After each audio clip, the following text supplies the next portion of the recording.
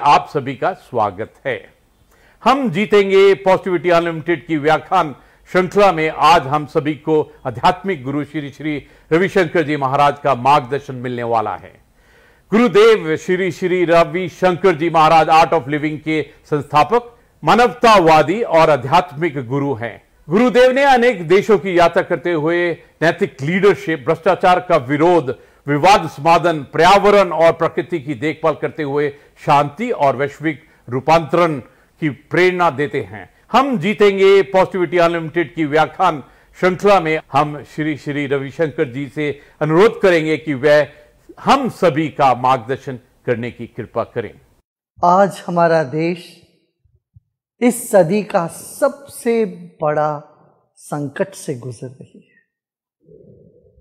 ये सहज ही है, इस वक्त हमारा मनोबल में कुछ कमी आ जाए, उदास हो जाए। आजू बाजू देखते हैं अपने मित्रों का और रिश्तेदारों की जो कष्ट है, तकलीफ है, कई लोग अपने रिश्तेदारों को खो बैठे हैं। इस परिस्थिति में ये साधारण बात है कि व्यक्ति टूट जाता है। अब हमको क्या करना चाहिए? ऐसी परिस्थिति है जहां मृत्यु का तांडव देख रहे हैं, जहां बीमारी बढ़ रही है, दुख और दर्द भरा हुआ आवाज चारों ओर से हमको सुनाई दे रही। तो हम क्या करें? इस वक्त हमको 4 चीजों पर ध्यान देना चाहिए।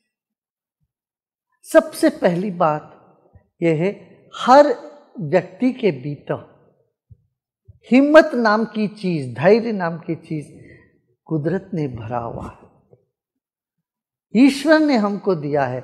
यही समय है उस धैर्य को जगाना।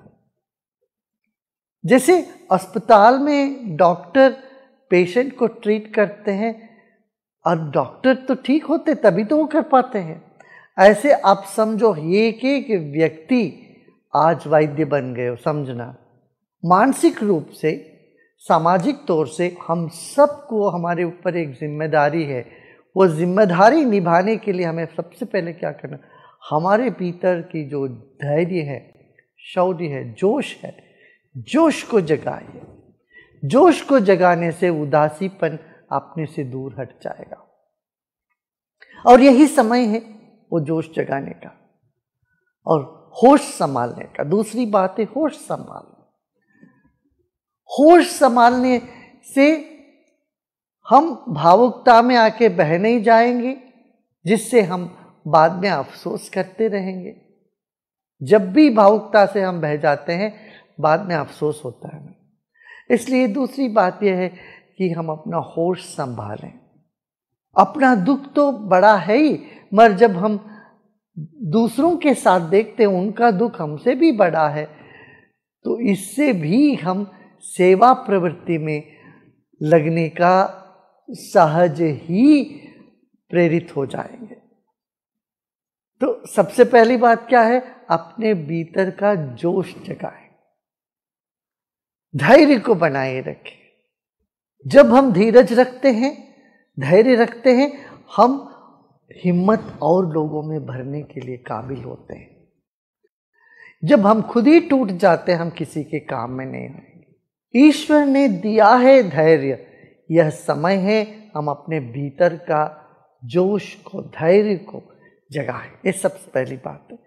दूसरी बात क्या है? हम सबके भीतर करुणा है। जब सब पार्टियां हो रही है, जब सब बढ़िया है, मौज कर रहे हैं, उस वक्त करुणा की क्या आवश्यकता है? करुणा का कब आवश्यकता है? जब व्यक्ति उदास है, दुखी है, दर्द से पीड़ित है, यहां करुणा अपने भीतर जगाएं। करुणा जगाने का मतलब यह है कि हम सेवा कार्य में लग जाएं। अपने से जो हो सकता है वो सेवा हम दूसरों को करें। आपने सुना होगा, एक नर्स, उसकी खुद के परिवार में किसी की मृत्यु हो गई, मगर वो अस्पताल में डटी रही, सेवा करती रही, ताकि उनको पता था कि और यहाँ जो मरीज है उनका देखभाल करने का जिम्मेदारी है मेरे ऊपर है। ये इस भाव से वो सेवा में डटी रही।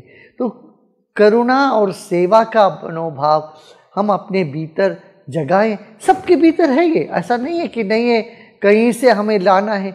हर एक व्यक्ति के भीतर छिपी हुई है सेवा भाव। तो यह समय है उस भाव को प्रकट करने का। सेवा में लग जाएं तब भी हमारा मनोबल बढ़ जाता है। ये दूसरी बात। तीसरी बात यह है, जैसे हमने कहा, जोश को तो जगाया मगर होश संभालना है। जो नियम है, कानून है, उसका पालन करते रहना है, औरों को भी उससे प्रेरित करते रहना है, होश संभालना है। ये भी बड़ा आवश्यक कदम है हम सबको उठाने के लिए। यूँ जब हम दुखी होते हैं, हमारा मन में अस्थिरता आती है, हम अस्वस्थ लगते हैं मानसिक तौर पर, तब होश को बैठते हैं। उस वक्त हम जो भी करते हैं उस पर हमें अफसोस होने लगता बात। तो होश संभाला, ये कैसे संभाल? कुछ प्राणायाम किया करें, ध्यान किया करें, मंत्रों का उच्चारण किया करें। इससे क्या है, एक अनूठी अद्भुत आत्मबल हमको प्राप्त होता है। इस सदियों से हमारे पूर्वज करते आए हैं। जब बच्चे परीक्षा देने जाते हैं तब वो भगवान को याद करते हैं। देखिए, साल भर जैसे बीता भी हो, भगवान को याद भी नहीं किया हो, मगर जब परीक्षा नजदीक आ जाता है बच्चे भगवान को याद करते हैं। तो ऐसे ही ये मनुष्य जीवन का सबसे बड़ा परीक्षा है। कम से कम इस वक्त हम सबको ईश्वर भक्ति को हमारे भीतर जगाना है। ये जान के हमको आगे बढ़ना है कि ईश्वर है और वो हमको बल देंगे और दे रहे हैं। निर्बल के बलराम, हम ये बार बार कहते हैं। इस धारणा की परीक्षा है अभी। हम निर्बल है। ये वायरस जिसको हमने देखा भी नहीं, देख भी नहीं सकते हैं, उसके साथ लड़ना पड़ रहा है। हम अपना कमजोरी को, अपनी अशक्तता को इस वक्त इतना साफ साफ महसूस कर रहे हैं। कम से कम इस वक्त हमें ये भूलना नहीं चाहिए, निर्बल के बलराम। ये बात हम सब अनुभव कर रहे हैं, असहायता अनुभव कर रहे हैं। इस वक्त हमको याद करना पड़ेगा वही बात, निर्बल के बलराम। ईश्वर विश्वास हमको मानसिक तनाव से दूर रखता है। ठीक है ना? इन बातों पर यदि हम ध्यान देते हैं, दुख से हम बाहर आ सकते हैं। योग का उद्देश्य यही है, हेयम दुक्खम अनागतम। जो दुख कभी आ रही है, आया नहीं, उसको रोकना है, ये योग का है। और जो दुख आ गया उससे बाहर निकलने के लिए भी योग है। योग, प्राणायाम, ध्यान, इसको तो हमें जीवन में अपनाना चाहिए। और साथ ही साथ अपना भोजन पर ध्यान दें, सही सही भोजन करें, आयुर्वेदिक चीज़ों को अपना जीवन में उपयोग करें। हल्दी लीजिए, अमृत लीजिए, गुडुचि अमृत, यष्टि मधु। कोविड के बाद भी बहुत कमजोरियां होती है शरीर में। इस कमजोरी से बाहर आने के लिए भी हमें योग और आयुर्वेद का शरण में जाना पड़ेगा। जीवन में जितने भी कष्ट आए, उन सब कष्ट से बाहर निकालने के लिए ईश्वर विश्वास हमको बल देगा, आत्मबल को बढ़ाएगा। अंत में एक बात, दिन भर नकारात्मक बातें सुनो मत, देखो मत। आप टेलीविजन के जरिए, माध्यम के जरिए, लोगों के जरिए बात क्या होती है, एक ही बात होती है, क्या बीमारी बीमारी बीमारी। नहीं, इससे हट के कुछ सकारात्मक बात करें, पॉजिटिव बातें करें। बातों से बढ़ जाती है समस्या, जो भी है, और बातें करते रहने से उसी के बारे में बढ़ता ही, बट वो कम नहीं होने वाला है। इसलिए नकारात्मक मानसिकता और नकारात्मक बातों से हमें बचना चाहिए। जितना कम हो सके उतना कम करना चाहिए इन बातों। और जो वातावरण जो बोझिल लगता है उसको हल्का करने की हर व्यक्ति कोशिश करे। ये निश्चित है हम अवश्य इस संकट से बाहर आएंगे और विजेता बन के आएंगे। जब भी कोई ताकत हमको दबाने की चेष्टा करी, हम और बलवान होके उसे निखरते आए हैं। इस बात को हम याद रखें। हाँ, याद है ना? अभी जोश जगाइए, अपने भीतर का हिम्मत जुटाइए। करुणा का अभिव्यक्ति का यही समय है। अपने भीतर की करुणा को अभिव्यक्त करें, ईश्वर विश्वास को जगाए, योग साधना और आयुर्वेद पर ध्यान दें, अपने स्वास्थ्य का ध्यान दें, औरों का भी भला के लिए आप जो भी कर सकते वो करने में तत्पर हो जाएं। इतना करने से हमारी जो ये मानसिक नकारात्मक स्थिति बढ़ती जा रही है, इससे हम बच सकते हैं। ओम शांति, जय Hind.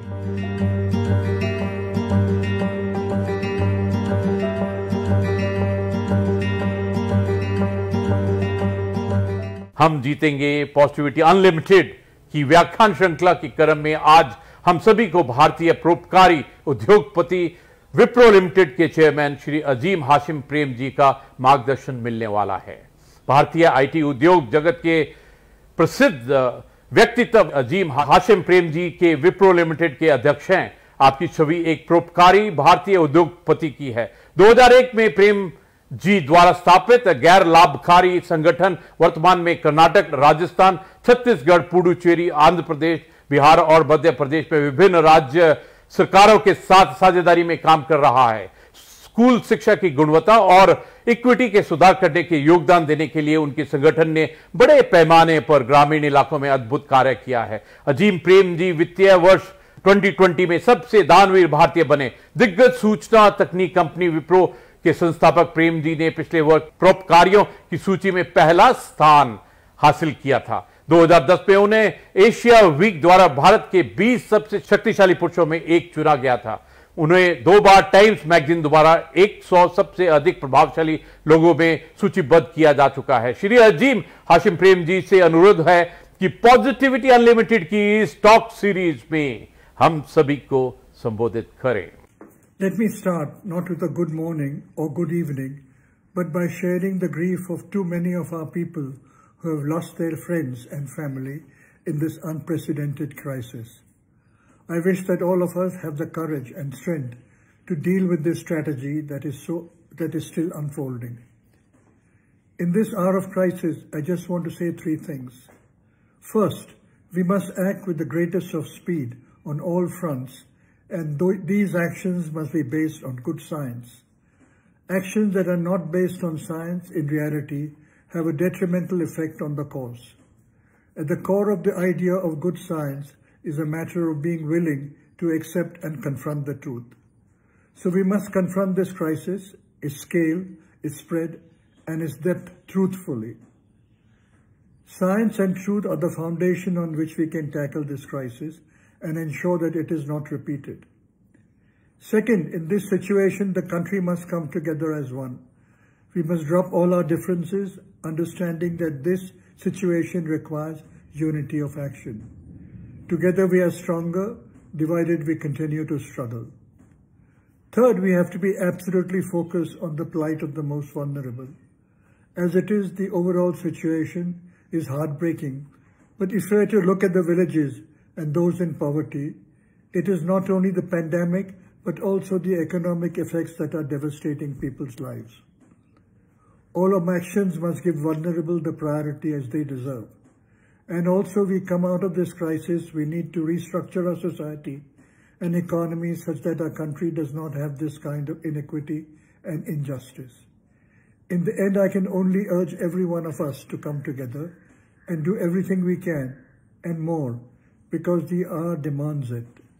I wish all of you safety and strength.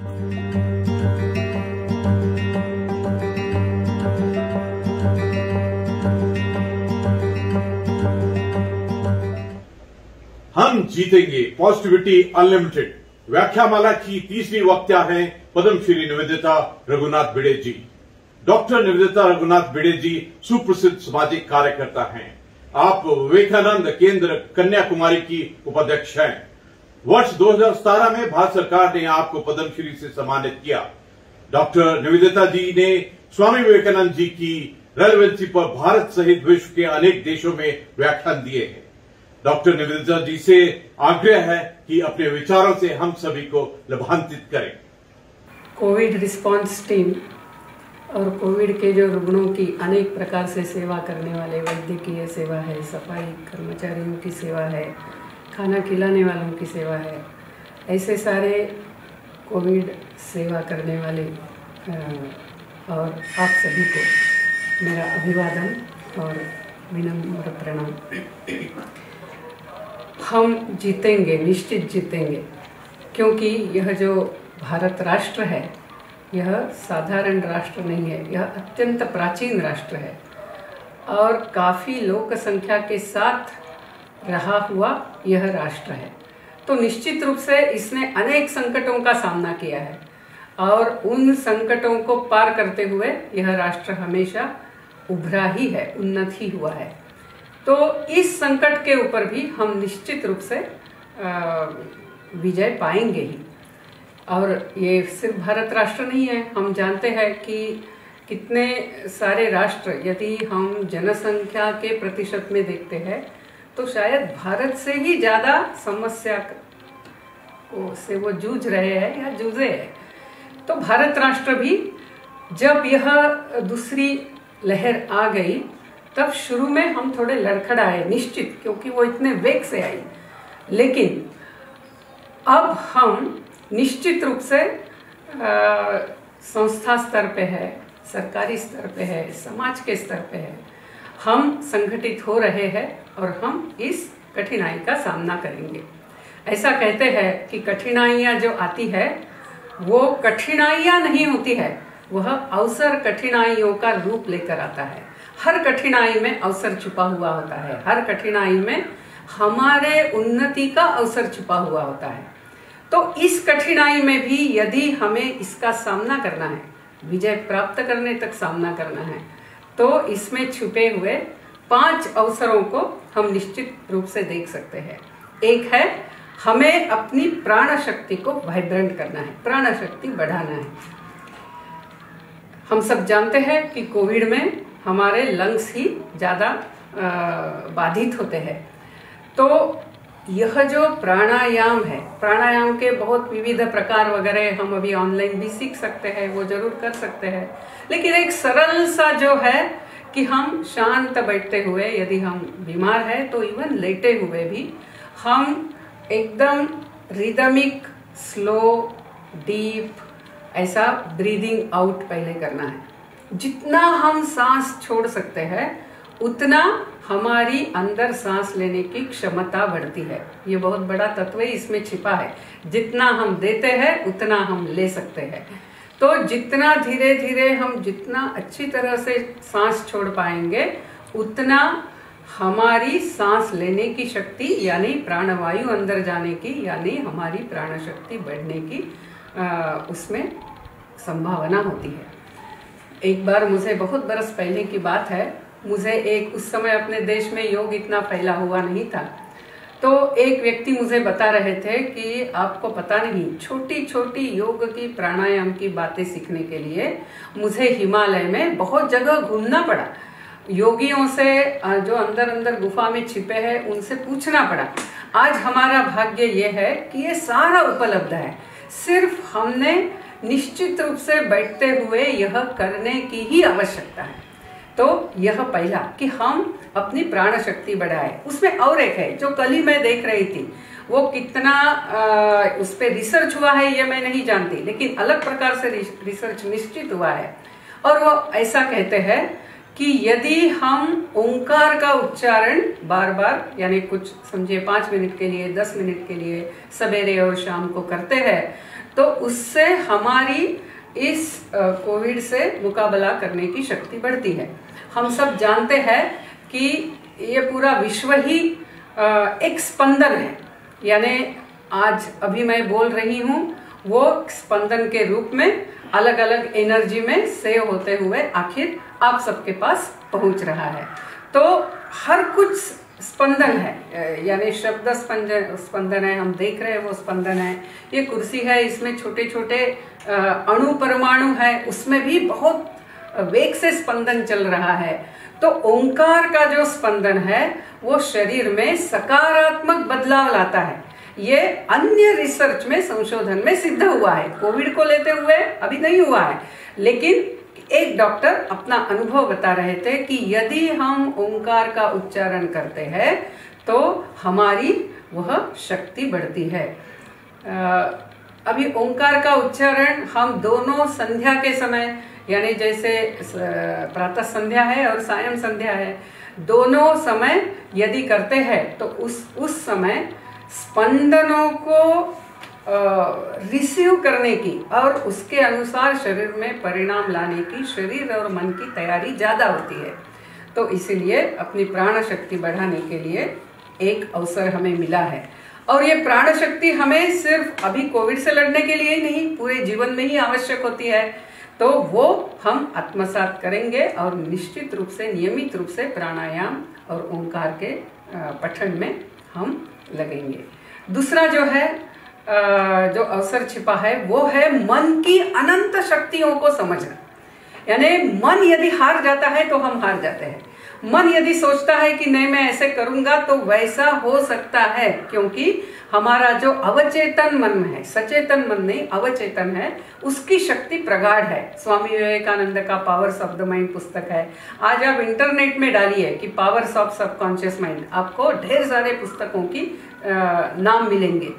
मैंने बहुत बरस पहले एक कहानी पढ़ी थी।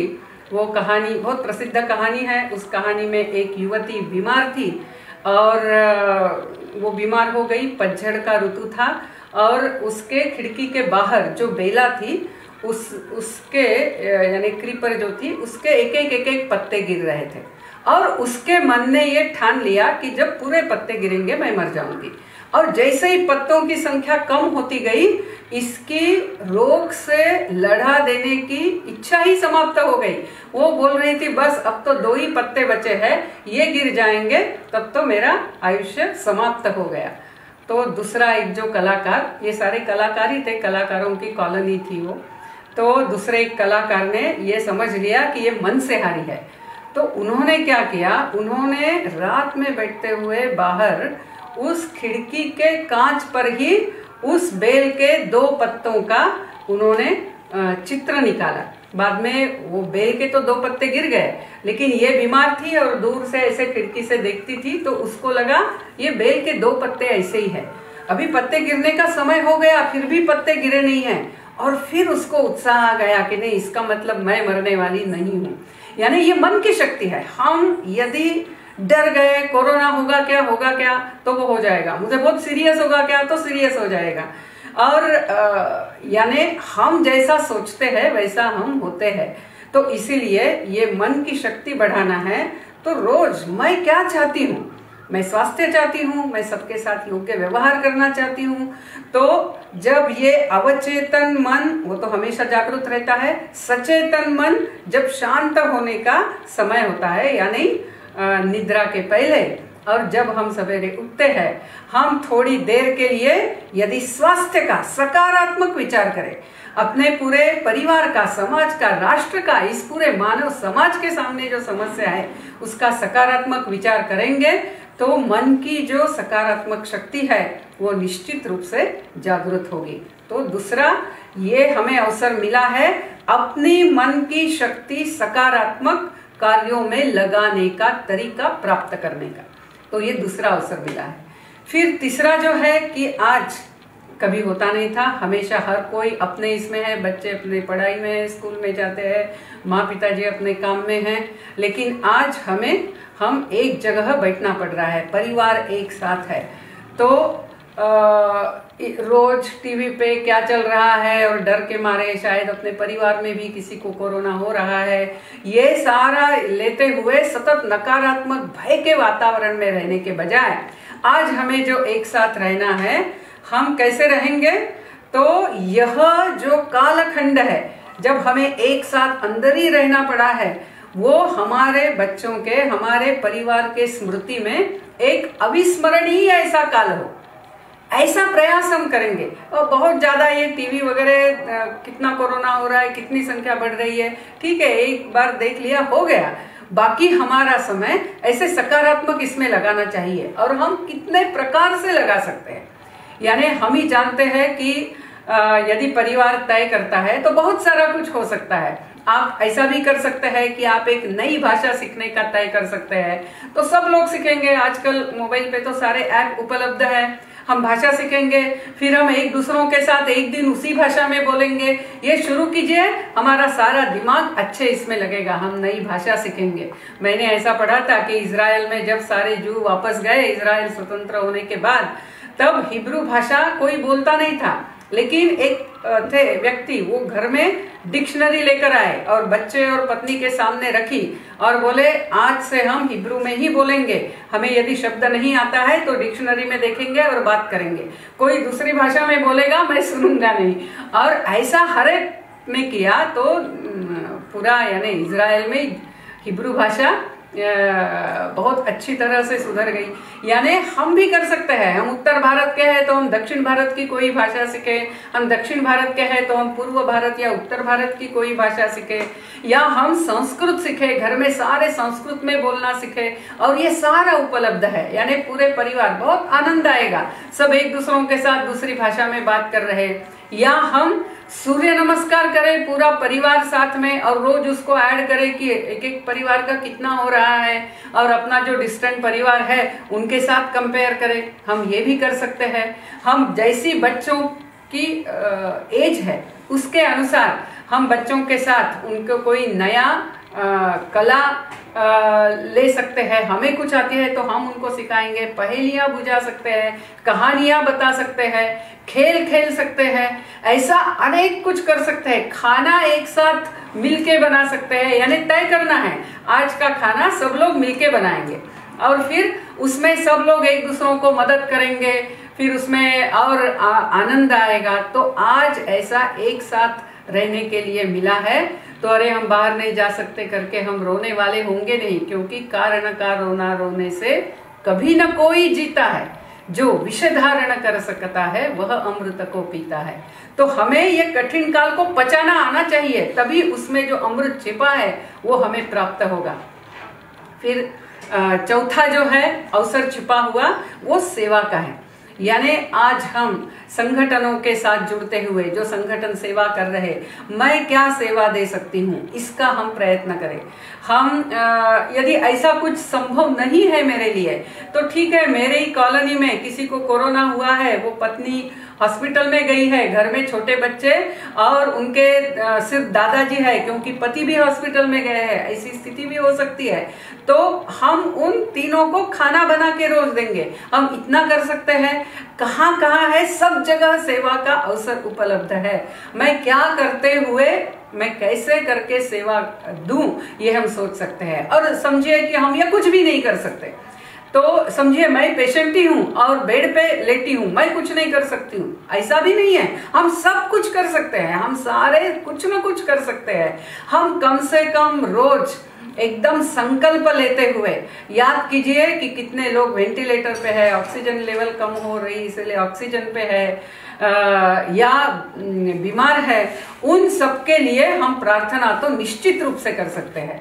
जो जो हमारे जिस भी भगवान को हम मानते हैं उस भगवान की हम प्रार्थना कर सकते हैं, राम रक्षा स्तोत्र बोल सकते हैं, विष्णु सहस्त्र नाम बोल सकते हैं, संकल्प करते हुए, यानी सब अच्छे हो। और प्रार्थना में भी शक्ति है, क्योंकि सब कुछ स्पंदन है, वाइब्रेशन है, तो उसकी जो वाइब्रेशंस होगी और हमें भी एक आनंद मिलेगा कि हाँ, ये सकारात्मक शक्ति के स्पंदन बढ़ने में मेरा योगदान भी था। तो सेवा, यानी सेवा, जैसे स्वामी विवेकानंद कहते हैं कि एक भी छोटा निस्वार्थी कार्य आप करते हैं तो आपका उन्नति का मार्ग ही प्रशस्त होता जाता है। तो आज वो भी अवसर इसमें है। फिर पांचवा यदि हम देखें तो मृत्यु का डर कहीं ना कहीं ऐसा हो गया, क्योंकि हम ज्यादा भौतिकवादी हो रहे थे, ज्यादा से ज्यादा चीजें बटोरने में लग रहे थे, उसके पीछे दौड़ रहे थे, और कहीं ना कहीं हम ज्यादा देह बुद्धि में स्थित होने लग गए, यानी मैं यानी कौन, तो ये शरीर, और फिर अभी उसके मृत्यु के डर में हम आ रहे ऐसा लगता है। लेकिन हम ऋषि मुनियों के संतान हैं, हम उस देश की संतान है जिस देश में मृत्यु ये पूर्ण विराम नहीं है, तो मृत्यु ये स्वल्प विराम है। हम मृत्यु को डरने वाले नहीं हैं। इस देश के लोगों को मृत्यु का डर नहीं है। ये जब अलेक्जेंडर को समझा, आप जानते हैं वो डंडामिस की कहानी, जब वो डंडामिस के सामने गए और हाथ में तलवार लेकर बोले कि मैं जगत जेता सिकंदर, मैंने तुमको बुलाया और तुम मुझे मिलने आए नहीं, मैं तुम्हारे शरीर के टुकड़े टुकड़े कर दूंगा। और डंडामिस हंसने लगा। डंडामिस ने हंसते हुए कहा, एक वाक्य में आपने दो झूठ बोले हैं, एक तो आप जगत जेता है नहीं, और दूसरा आप मेरे टुकड़े नहीं कर सकते हैं। आप मेरे शरीर के कर सकते हैं, मेरे टुकड़े नहीं कर सकते हैं। और फिर जब अलेक्जेंडर ने ये समझा कि इस भूमि में मृत्यु का डर नहीं है, फिर ये तो वीर भूमि है, ये तो ऐसा ही कठिनाई के सामने झुकने वाली भूमि नहीं है, ये जब उसको समझा, अलेक्जेंडर सिंधु नदी से ही वापस चला गया। हम सब जानते हैं इस भूमि में हमें मृत्यु का डर नहीं है। और ठीक है, जैसे हम जानते हैं कि एक न एक दिन हर एक को मृत्यु आने ही वाला है, लेकिन इसका अर्थ ऐसा नहीं है कि हम ठीक है चाहे जैसा रहेंगे, जो केयर लेनी है वो लेंगे, हम सामर्थ्य से जिएंगे, हम विजय से जिएंगे, हम योगदान करते हुए जिएंगे, और यदि मृत्यु का समय हो ही गया है तो हंसते हुए हम मृत्यु को झेलेंगे, हम मृत्यु का सामना करेंगे, क्योंकि हमारे देश में मृत्यु का डर नहीं है। जीवन अखंड है। मृत्यु तो सिर्फ जैसे कपड़े बदलते हैं वैसे शरीर को बदलना है। और जो पुनर्जन्म के ऊपर संशोधन हो रहा है, जैसे डॉक्टर स्टीवनसन है, डॉक्टर ब्रियान वेस है, डॉक्टर सत्वन पसरीचा है, इन लोगों ने बहुत सारा संशोधन किया है पुनर्जन्म के ऊपर, और उसके अनुसार जो हम अभी तक मानते ही थे, ऐसा है कि आज हमारे जो प्रियजन है, ऐसा हुआ है काफी सारे घरों में हुआ है कि हमारे प्रियजन हमसे कोविड के कारण बिछुड़ गए हैं, लेकिन ये सिर्फ इस जन्म का है, अगले जन्म में फिर से सारे एक साथ आते हैं, और हम जितना दुखी रहेंगे हम उनके आत्मा को दुखी देने वाले हैं। तो जो भी समस्या है, यानी मृत्यु का हमें डर नहीं है, हम मृत्युंजय हैं, और ऐसा आत्मविश्वास से यदि हम इस समस्या का सामना करते हैं तो निश्चित रूप से हम जीतेंगे ही। हम सब जानते हैं कि तीर्थक ऐसा कहते हैं, कहीं कुछ पाप किया तो तीर्थ क्षेत्र में जाके उस पाप को हम नष्ट कर सकते हैं। उसी प्रकार ऐसा जब मनुष्य के कष्ट का काल होता है, उस समय सेवा करते हैं तो पुण्य प्राप्त करते हैं, लेकिन यदि किसी की असहायता का हम फायदा उठाते हैं तो निश्चित रूप से हमें उन कर्मों का सामना करना पड़ेगा। यह जो कर्म का सिद्धांत है वो भी आज हमने अच्छी तरह से हम समझेंगे तो निश्चित रूप से हमारा जीवन जो होगा वो योगदान करने वाला होगा, मदद करने वाला होगा, और ऐसा जीवन हम जिएंगे। हर कठिनाई के अंदर जो छिपे हुए अवसर है, ऐसे अवसर हम हमारी प्राण शक्ति बढ़ाएंगे, हम हमारी मन की शक्ति बढ़ाएंगे, हम परिवार को बहुत आत्मीयता से जुड़ा हुआ, और बच्चे सब कुछ नया सीखेंगे। हमें एक दूसरों के करीब आने के लिए समय मिला हुआ है, हमें सेवा का अवसर मिला है, और हमारे जीवन से हम मृत्यु का डर पूरा निकाल देंगे। ऐसा यदि हम होते हैं तो निश्चित रूप से, और हम होंगे ही, क्योंकि इस राष्ट्र के खून में है वो, सिर्फ हमें अभी याद दिलाकर उसका अभ्यास करने की आवश्यकता है, और वो हम करेंगे, और निश्चित हम कोरोना का युद्ध जीतेंगे। नमस्कार।